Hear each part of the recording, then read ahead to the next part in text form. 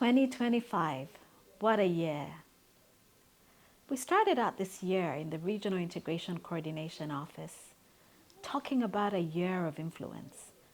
It was to be the year where we'd all step up action to ensure that we're really driving and pushing ahead on this regional integration agenda with force and with stim, from prioritizing the projects that members were going to engage in that are of a shared responsibility in terms of regional operations, as well as those public goods that piece it all together, to pushing hard on issues around visa openness to ensure that we go beyond that 27% of Africans that can move visa-free, to engaging with our regional economic communities and ensuring we're truly building on the key upward on integration, to working hard on this question of AFCFTA to ensure that it can leave the treaty text and truly land in the industrial spaces of Africa.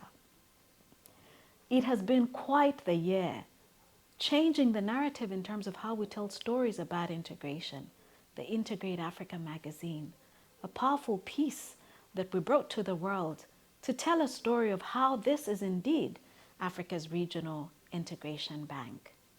It has been a year of influence. But as we look towards 2026, the thoughts in my mind are about how to ensure that we go even faster on the African Continental Free Trade Area. The negotiations, including in phase 2, are truly behind us. We must now turn and look squarely at the question of implementation and operationalization.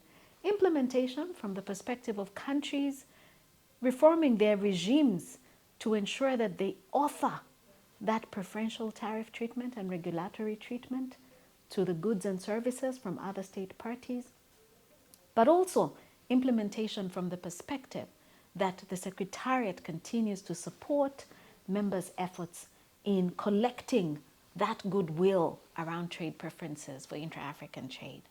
But the operationalization part is also what truly excites me as we look at 2026, that we must ensure that trade gives way for industrialization to thrive, that we move straight into Made in Africa.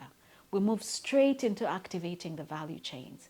We move straight into the industrial revolution on the continent of Africa, and that it's a job-driven, job-rich industrialization led by our young people.